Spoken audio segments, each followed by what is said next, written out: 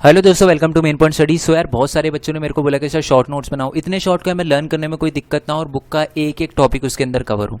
ठीक है, तो मैंने कहा ठीक है यार, ये चैलेंज मैं एक्सेप्ट करता हूँ। और मैंने पूरा का पूरा मनी एंड क्रेडिट जो चैप्टर है आपका, चैप्टर 3 क्लास 10th का, वो पूरा का पूरा सिर्फ और सिर्फ एक पेज में कवर करवा दिया। और ये शॉर्ट नोट्स हैं, रिवीजन नोट्स नहीं है। रिवीजन नोट्स वो होते हैं जिसके अंदर मेन टॉपिक बुक के कवर होते हैं, बट इसके अंदर एक एक टॉपिक कवर है शॉर्ट के अंदर। तो ये शॉर्ट नोट्स है, रिवीजन नोट्स नहीं। ठीक है, तो बिना टाइम वेस्ट करे चैप्टर शुरू करते हैं। तो चैप्टर का नाम है मनी एंड क्रेडिट। हमारी प्रथा है कि हम चैप्टर के नाम से शुरू करते हैं। तो चैप्टर का नाम है मनी एंड क्रेडिट। तो देखो, आज तो हम चीज़ें खरीदने के लिए, बेचने के लिए मनी का यूज़ करते हैं। मतलब आपको अगर कोई चीज़ चाहिए होती है, आप दुकान पे जाते हो, पेपर नोट देते हो या कॉइन देते हो, उसको पैसे देते हो और चीज़ खरीद लेते हो। बट जब पैसे नहीं हुआ करते थे तब क्या होता था, तब कैसे लोग चीज़ों को खरीदते और बेचते थे? तो उस टाइम मैंने एक सिस्टम यूज़ किया जाता था, दैट इज़ बार्टर सिस्टम। अब ये बार्टर सिस्टम क्या होता है? जब चीज़ों की जगह चीज़ें ली दी जाती है ना, तो उसको हम बार्टर सिस्टम कहते हैं। ठीक है, the direct exchange of the goods and services without intervening medium of exchange और मनी। जब बिना मनी के और बिना मीडियम ऑफ एक्सचेंज के कोई भी चीज़ ली या दी जाती है, इसको बार्टर सिस्टम कहते हैं। अब इसका मतलब क्या है? मान लो मेरे पास जूते हैं, ठीक है, आपके पास गेहूं है, मेरे को गेहूं चाहिए, आपको जूते चाहिए, तो हम दोनों ने चीज़ें एक्सचेंज कर ली, तो इसको कहते हैं बार्टर सिस्टम। ठीक है, अब बार्टर सिस्टम की कुछ प्रॉब्लम थी। क्या प्रॉब्लम थी? पहली तो डबल कोइंसिडेंस ऑफ वांट। ठीक है, यानी मेरे को वो चीज़ चाहिए जो आपके पास है, तो आपको भी वो चीज़ चाहिए होनी चाहिए जो मेरे पास है। मेरे कहने का मतलब क्या, अगर मेरे पास जूते हैं तो आपको जूते चाहिए और मेरे को जो आपके पास है गेहूं वो चाहिए, तभी हम दोनों की दोनों चीज़ें एक्सचेंज कर सकते हैं। मतलब मान लो मैंने आपको जूते तो दे दिए बट मेरे को गेहूं नहीं चाहिए, तो ये दिक्कत आ गई ना। तो डबल कोइंसिडेंस ऑफ वांट की दिक्कत आती थी बार्टर सिस्टम में। दूसरा, कॉम्प्लेक्स और टाइम कंज्यूमिंग। मेरे को किसी ऐसे बंदे को ढूंढना पड़ता था जिसको वही चीज़ चाहिए हो जो मेरे पास है और मेरे को वही चीज़ चाहिए हो जो उसके पास है, जो टाइम कंज्यूमिंग था, बहुत टाइम लगता था। दूसरा कि expression of value of goods, यानी गुड्स की वैल्यू क्लियर नहीं थी। मेरे कहने का मतलब, कभी कभार मेरे को 100 पेयर ऑफ शूज़ देने पड़ते थे 1 किलो गेहूं की जगह, कभी कभार 10 किलो गेहूं की जगह 1 पेयर ऑफ शूज़ दिए जाते थे। तो इसकी कन्फ्यूजन रहती थी। वैल्यू ऑफ गुड्स कभी भी कंफर्म नहीं हो पाती थी, क्लियर नहीं हो पाती थी। ठीक है, कभी बढ़ती या घटती रहती थी। मान लो सुबह आपने 10 किलो चावल दे के 1 जोड़ी जूते लिए हैं और शाम को आपने 100 जोड़ी जूते दिए हैं और सिर्फ 1 किलो गेहूं लिया है, तो ये प्रॉब्लम चलती रहती थी। वैल्यू ऑफ गुड्स क्लियर नहीं थी। ठीक है, तो इस सॉल्यूशन आया मनी से, इस प्रॉब्लम का सॉल्यूशन मनी से आया। अब ये मनी क्या होता है? Money act as an intermediate between the exchange process called the medium of exchange. यानी किसी भी चीज़ को अगर आपको एक्सचेंज करना है, ठीक है, तो हम एक मीडियम, इंटरमीडिएट मीडियम यूज़ कर सकते हैं, दैट इज़ मनी। अब इसका मतलब क्या है? देखो, जब हम किसी भी चीज़ को खरीदने या बेचने के लिए मनी का यूज़ करते हैं ना, तो कुछ प्रॉब्लम सॉल्व हो जाती है। इस बार्टर सिस्टम में जो 3 प्रॉब्लम थी ना, लिमिटेशन थी बार्टर सिस्टम की, वो सारी की सारी सॉल्व हो जाती है। कैसे?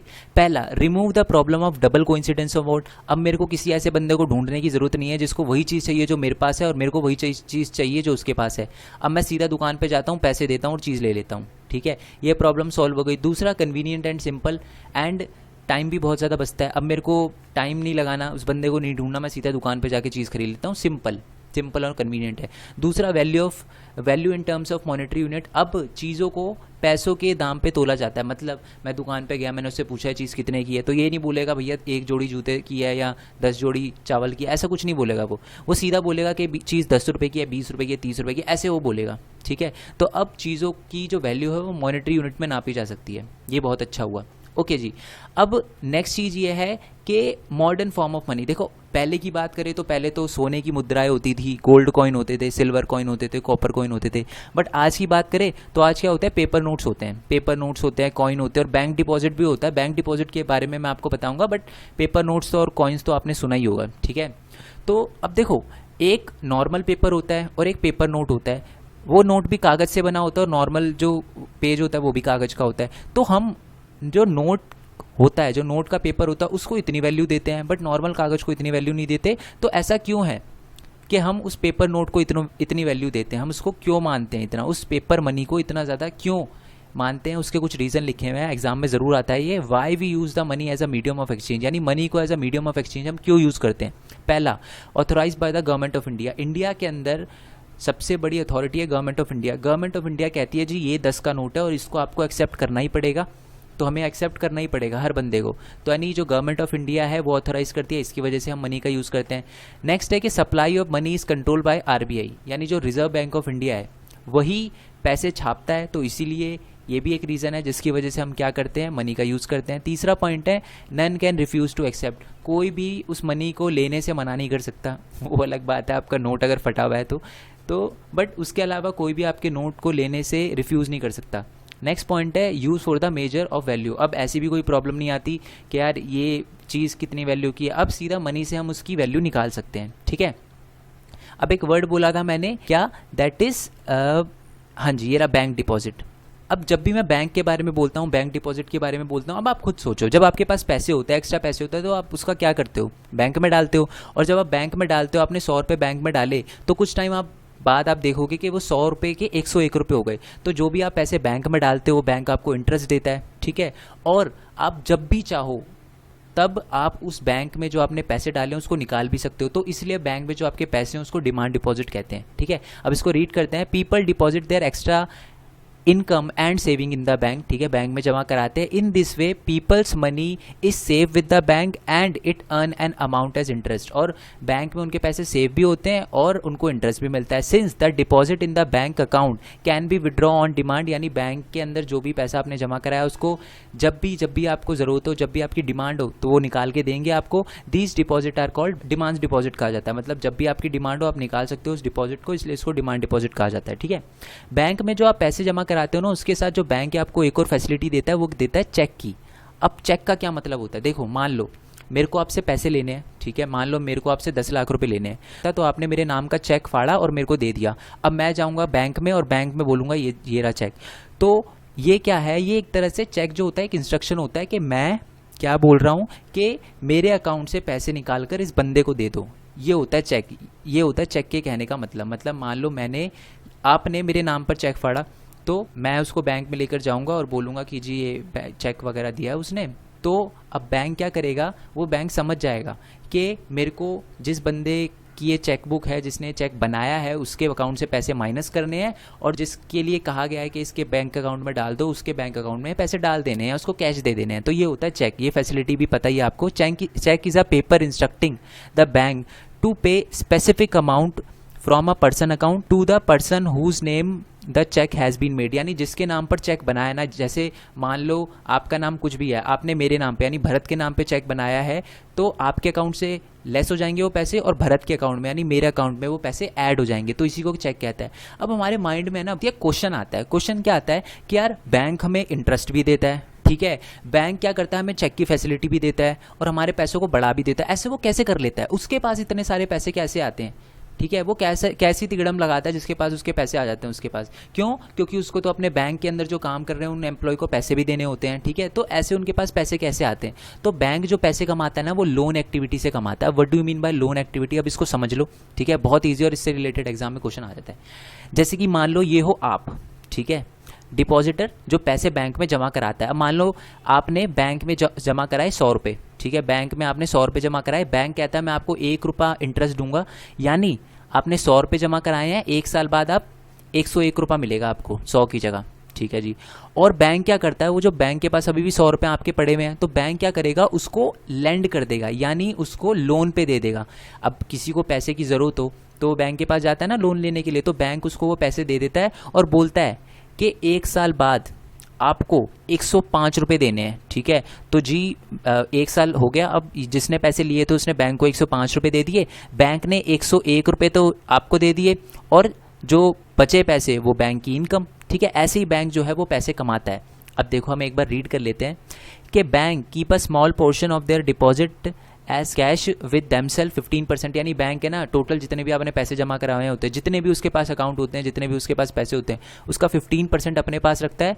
बाकी बैंक जो क्या करता है, bank use the major portion of the deposit to extend loan, यानी बाकी जो पैसे बचे होते हैं उसको लोन देने के लिए बैंक क्या करता है, यूज करता है। In this way bank mediate between those who have surplus of fund यानी depositor and who need fund यानी बोरोवर, यानी जिसके पास बहुत ज़्यादा पैसा होता है और जिसको पैसे की ज़रूरत होती है, ठीक है, जिसने बैंक में पैसे जमा कराए होते हैं, यानी जिसके पास बहुत ज़्यादा पैसे होते हैं और जिसके पास पैसे की ज़रूरत होती है, उन दोनों के बीच में एज अ मीडिएटर काम करता है, ठीक है। And bank charge higher interest rate on loan, यानी लोन वाले से ज़्यादा इंटरेस्ट चार्ज करता है ना। देखो आपको सिर्फ वो 101 रुपये देगा बट इससे 105 रुपये लेगा, तो हाइयर इंटरेस्ट चार्ज कर रहा है इससे। That what they offer on deposit and the difference is the main source of income of bank। और यही जो डिफरेंस है यही बैंक का मेन सोर्स ऑफ इनकम होता है, ठीक है। अब इस चीज़ को कहते क्या है, इस चीज़ को कहते हैं लोन देना या इसको क्रेडिट बोलते हैं, ठीक है। अब देखो क्रेडिट होता क्या है, refer to an agreement in which lender यानी पैसे देने वाला, supplies the borrower with money यानी जो लेंडर है वो बोरोवर को पैसे देता है और बोरोवर रिटर्न में क्या बोलता है कि मैं आपको फ्यूचर में पेमेंट कर दूंगा इसकी विद इंटरेस्ट, यानी पैसे भी दूंगा और आपको इंटरेस्ट भी दूंगा, ठीक है। अब मान लो आपको बैंक से लोन चाहिए हो तो क्या आप जाकर सीधा बैंक में बोलोगे मेरे को 100 रुपये दे दो और वो आपको 100 रुपये दे देगा, ऐसा तो नहीं होता। पहले एक एग्रीमेंट बनता है जिसको कहते हैं टर्म्स ऑफ क्रेडिट। अब ये टर्म्स ऑफ क्रेडिट क्या होता है, एक ऐसा एग्रीमेंट जिसमें इंटरेस्ट रेट, कोलेटरल, अभी बताऊंगा कोलेटरल क्या होता है, एंड डॉक्यूमेंटेशन वगैरह ये सारी की सारी रिक्वायरमेंट पूरी करी जाती है। साथ में मोड ऑफ रीपेमेंट, यानी अगर बैंक कहता है मैंने आपको लोन दिया तो आप मेरे को वापस कैसे करोगे, महीने में वापस करोगे या चेक से वापस दोगे या कैसे वापस दोगे, ये सारी की सारी जब ये चीज़ों को मिला लिया जाता है तो इसको टर्म्स ऑफ क्रेडिट कहते हैं, उस एग्रीमेंट को टर्म्स ऑफ क्रेडिट कहते हैं। अब बात करते हैं कोलेटरल की। अब एक कोलेटरल क्या होता है, कोलेटरल का मतलब होता है गिरवी, ठीक है।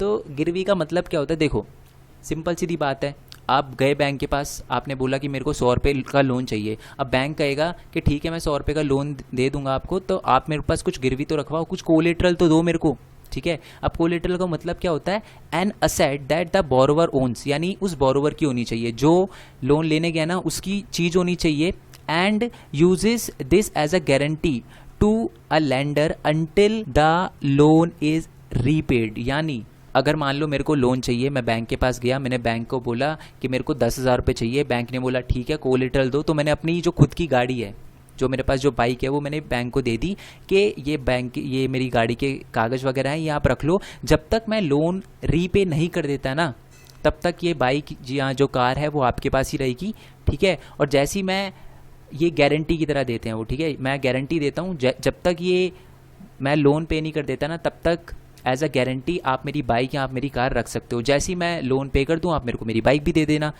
ये होता है कोलेटरल, यानी जो चीज़ आप गिरवी रखवाते हो उसको कहते हैं कोलेटरल, ठीक है।